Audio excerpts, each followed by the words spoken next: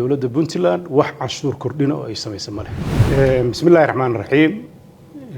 Waxaan rabaa maanta inaan la wadaago bulshada reer Puntland fariin kooban oo ku aadan xaaladaha dalka ka jira. Sida la socotaan Puntland muddadii u dambeysay waxay ku jirtay kobac dhaqaale, waxay ku jirtay horumarin kaabayaasha dhaqaalaha ah iyo sidii loo kobcin lahaa ilaha dhaqaale ee dalka. Waxay dowladdan marxaladii hore marxaladanba ay xoog saartay sidii u kobcin lahayd ganacsiga iyo dhaqaalaha dalka, iyadoo xoogga saaraysay sidii ay Puntland u noqon lahayd beecad ku habboon inay ganacsigeedu uu ka gudbo geyga Soomaaliyeed oo u gudbo wadamada kale ee dariska la ah iyo dhammaan meelaha danaha ay ka dhaxayaan. Puntland muddo dheer waxa ay dowladnimadeeda iyo shacabkeeda ku tiirsanayeen dhoofinta xoolaha iyo soo dejinta badeecadaha daruuriga ah ee dalku u baahan yahay. Waxaa siyaasadda dowladda ka mid ah inay u jihayso dhinaca wax soo saarka sidii dalka loo kobcin lahaa oo ugu muhiimsan tahay wax soo saarka dhinaca xoolaha, beeyada, kalluumaysiga iyo macdanta, iyada oo sidoo kale la ilaalinayo ganacsigii soo jireenka ahaa ee ku saabsanaa dhoofinta xoolaha iyo soo dejinta badeecadaha oo ah aasaaska dhaqaalaha Puntland. Sidaad la socotiin, Puntland waxay waqti badan gelisay sidii ay u kobcin lahayd ganacsigaas oo ugu muhiimsan yihiin kaabayaasha dhaqaalaha oo ah dekedaha iyo jidadka. Dowladdan waxa ay runtii ku guuleysatay inay dayactir ballaaran ku samayso wadada dheer ee isku xirta Boosaaso iyo Gaalkacyo iyo geyga intiisa kaleetana ku xiriirinaysa. Waxay kaloo wadadii isku xiraysay Eeldaahir iyo Cerigaabe oo maanta baran qarka u saaran. Waxaa jira sahamo iyo qorshayaal kaleeto oo bariga fog iyo meelaha wax soo saarka leh ee lagu gaarsiinayo arrimahaas. Arrimahaasi waxa ay u baahan yihiin wadajir bulsho iyo isla faham dhammaan howlaha socda.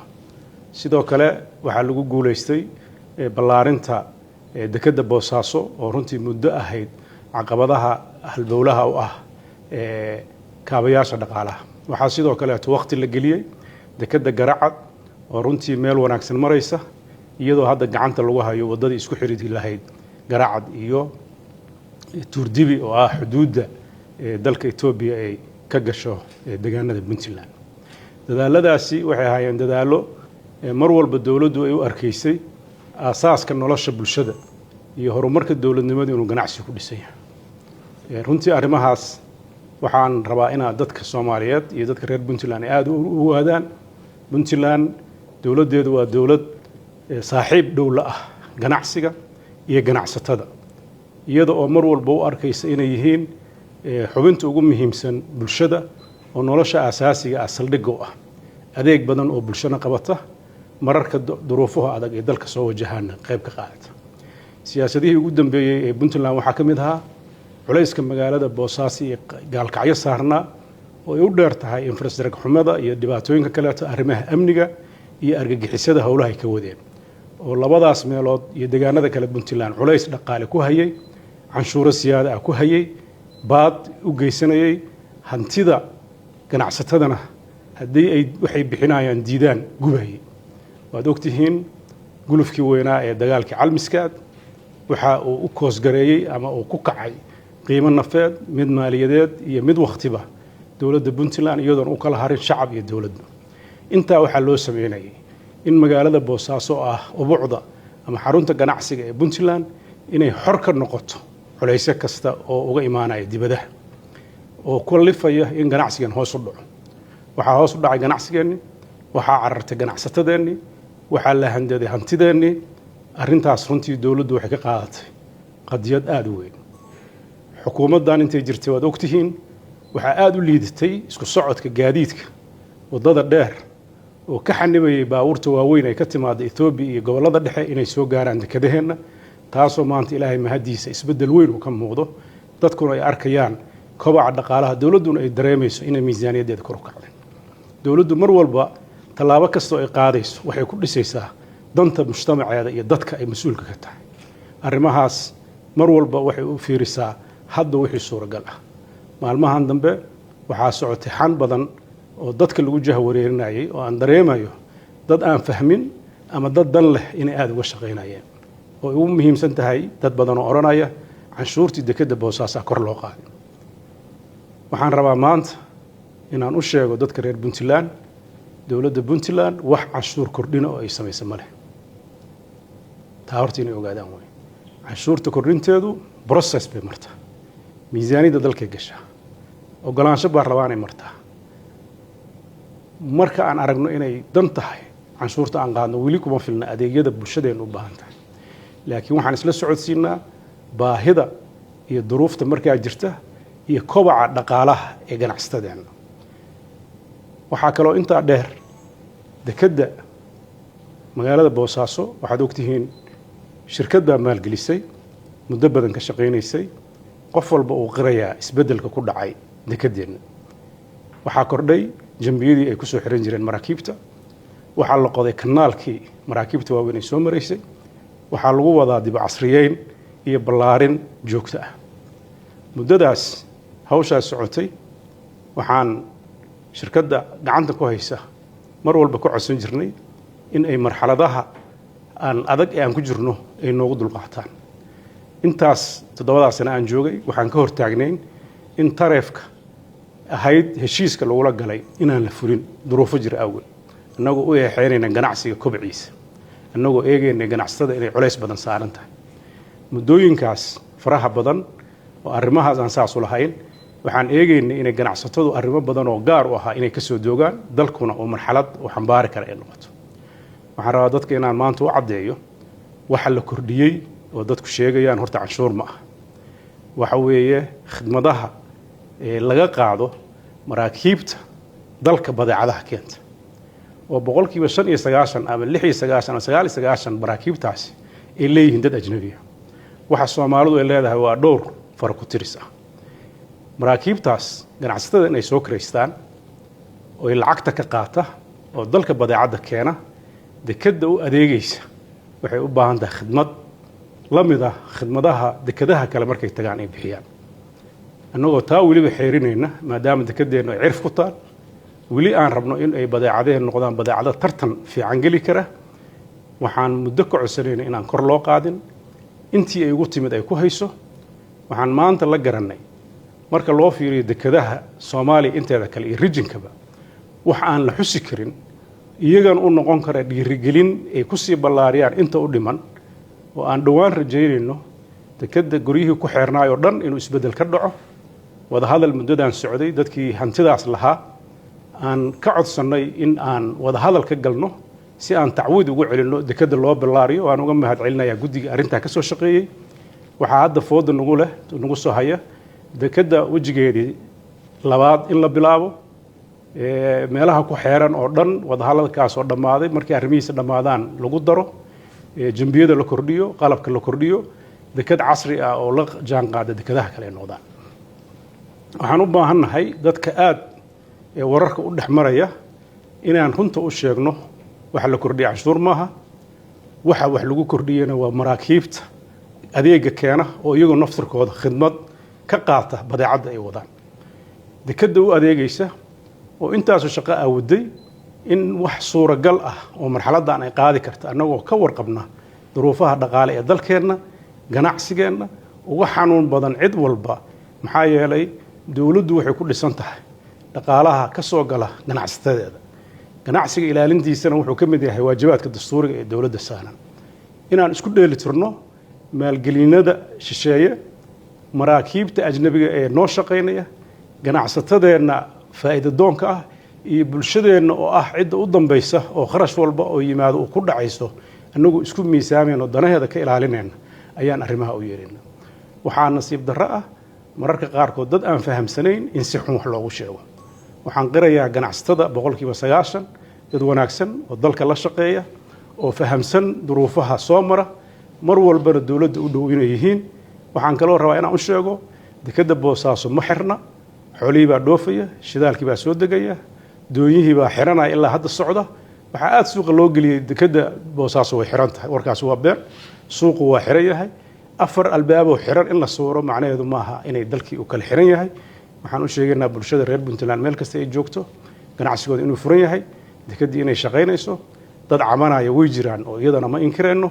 waxaan rabnaa inaan u sheegno waxyaabaha ay ka cabanayaan waa waxyaabo hadda aysan gar badan ugu lahayn, welina diyaar loo leeyahay in laga qanciyo. dalka dantiisa dadkoo dhan bay ka wada dhaxaysaa. ganacsiga iyo cid kastoo ganacsanaysa, shirkadda gacanta ku haysata ganacsatada ka mid tahay, maraakiibta keenaya ganacsatada ka mid tahay, kuwa badeecadaha soo gelaya waa ganacsatada, dowladduna dhex bay u tahay. waxay mar walba dhex ugu tahay inay ilaaliso.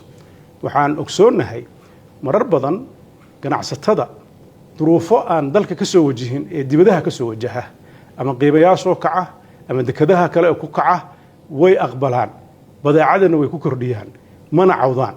marka waxa gudahooda dadka dantiisa ku jirto oo dekadooda lagu horumarinayo inay ka cabtaan oo runtii ay qaarkood falal aan fiicnayn u sameeyaan, arrin iyagan u wanaagsan maaha, dalkan u wanaagsan. marka waxaan rabaa bulshada Soomaaliyeed inay horta kow ay fahmaan, ganacsatada mararka qaarkood sida khaldan wax lagu sheegay ay fahmaan, kuwa mararka qaarkood u arkay sidaas inay iyaga dan u tahayna ay ka waantoobaan. waad ogtihiin meeshaan ka keenay ganacsiga, waad ogtihiin dowladdan inay tahay dowlad ganacsi u dhow, waad ogtihiin anigu inaan ganacsatada ka soo jeedo oon ogahay baahiyaha ganacsiga uu qabo. waxa aan ka qabanay ganacsiga markhaanti baad ka tihiin. daacish baa laga kor qaaday, jidadkii baa la dhisay, fursadaha la siiyey in ganacsigan uu kabco, waxaanan lagu faragelin badeecadaha iyo duruufaha iyo marxaladaha aad maraysaan. runtii waxay weli diyaar u tahay Puntland inay qayb ka sii qaadato kobcinta ganacsatada iyo mashaariicda cusub ee dalka soo galaysa, annagoo u fududeynayna dhammaan waxa suuragalka u ah. laakiin dalku hal dhinac kama dhismi karo. dalkan waxaan u baahannahay tartan baa lagula jiraa Puntland, dekadaheeda iyo suuqyadeeda. tartankuna waa caafimaad. haddaan tartan rabno waa inaan kor u qaadnaa oo casriyeynaa dekadaheena, waa inaan aeroboorradeena casriyeynaa, waa inaan jidadkeena casriyeynaa, waa inaan isbeddel keenaa. waxaan u baahanahay iyadana inaan halka ku daro, inaan ganacsatada ugu bishaareeyo inay dowladda Puntland iyaduna dhowaan jidadka ay dhisi doonto ay ku dari doonto aeroboorka Garowe oo isaga ruuxadiisa dhinaca diyaaradaha waaweyn ee kaargooga dhibaac culays ka haysto, iyadana in la ballaarin lagu samayn doono si ay ganacsiga iyo isku socodka dowladnimada iyo dadkaba ay u fududaato. arrimahaas oo dhan waa arrimaha dowladdu ay wax ka qaban doonto. waxaan insha Allah dhowaan wax ka qaban doonaa sidii loo barbaarin lahaa ama loo abuuri lahaa ganacsatada wax soo saarka. dowladda Puntland muddadii u dambeysay waxay dib isu habeenaysay iskaashatooyinka maxaa la yidhahdaa beeraha, iskaashatooyinka ku howlan kalluumaysiga, kuwa ku howlan xijiga, iyadoo loola jeedo in marka dambena loo sameeyo shirkado waaweyn oo ay awood uga helaan inay u dhoofiyaan badeecadahooda suuqyada caalamiga ah. intaas oo dhan waxa weeye wax u baahan in la isla wada qabto. waxaan u baahannahay awoodda qof kasta uu leeyahay inuusan u adeegsan in uu wax ku dumiyo ama dan isaga uu leeyahay uu ku fuliyo.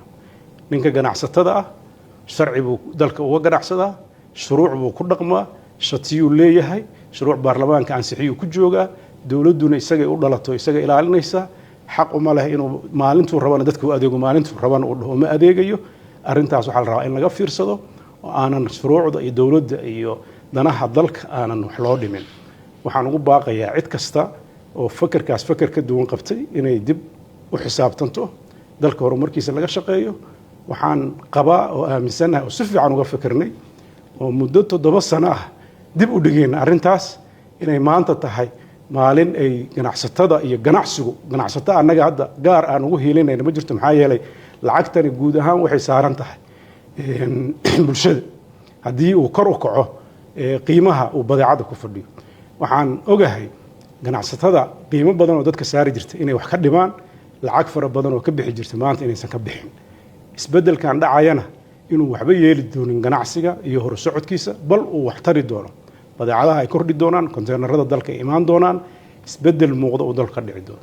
waxaa fariintayda ku socotaa inta aan maqal codka dowladda oo u haysata wararka badinta aan la sheegayo ee kuwa sax ah, inay afka dowladda oo aan magacooda ku hadlayo inay maqlaan, inay dadka u hoggaansamaan waxa maslaxadeena ku jirto. waxaan u rajaynayaa hay-adaha dowladda iyo wasaaradaha ku shaqada leh iyo dhammaan hay-adaha dowladdana inay ganacsiga iyo ganacsatada si dhow ula shaqeeyaan, danaha dalka si dani ku jirto ula shaqeeyaan, dadka aan markaas danaha gaar kalena inay dowladdu ay si dhow ay ugu fiirsato si dalkan dad yaroo kooban aysan u dimin haddaan daynayno dadka inay say rabaan ka yeelaan dee waxa weeye dalkan horumar badan ma gaareen waad ogtihiinoo dadka criminalka ah waxa weeye dalkaa laga qabtay dad fara badan oo weli dadkaa la shaqayn jirana magac ganacsatay huwan yihiin oo weli dalkay si ugu laban yihiin marka dhibaatooyinkaasna waxaan rabnaa bulshada Soomaaliyeed iyo bulshada Puntland inay si gaar ah uga warhayso una ilaaliso dalkooda sumcadiisa danihiisa wixii markaa culays ah ay ku jirana annaga baan u keenayn annaga og oo inaanan culays saarin annaga mar walba ka shaqeynaa sidoo ganacsigu u horumari lahaa maxaa yeelay horumarka ganacsatada iyo ganacsiga ayaa horumarka dalku saldhig u ah saasaan annagu dawlad ahaan ku shaqeynaa nana faraysaa waajibaadka dawliga ah garasho gaar ahna runtii maadaama xoogaal u ah ay si faraysaa aad baad u mahadsantihiin waxaan u rajaynayaa dadka reer Puntland inay dawladooda ku kalsoonaadaan inaysan go'aano wax u dhimaayo aysan qaadan doonin inay ganacsiga iyo qaybaha kale ee bulshada ay u ilaalin doonto sida uu farayo dastuurka iyo qawaaniinta dawladda inta nacab Puntland horumarkeeda ka faa'iideysanaysa dulduleelo aan jirin inay abuurto haddaba ku wada maaragtay dhibaatooyin kala duwan oo hadba dhinac ka soo galaya waxaan rajaynayaa wixii dadkeena aan kan waatoobaan wixii aan dadka reer Puntland ahayn ay ka fiirsadaan godad aysan waxba ka dheefeen yeelsan ku dhicin waqtiga ugu dhumin arrintaas intaas fariinteeda ku soo koobaya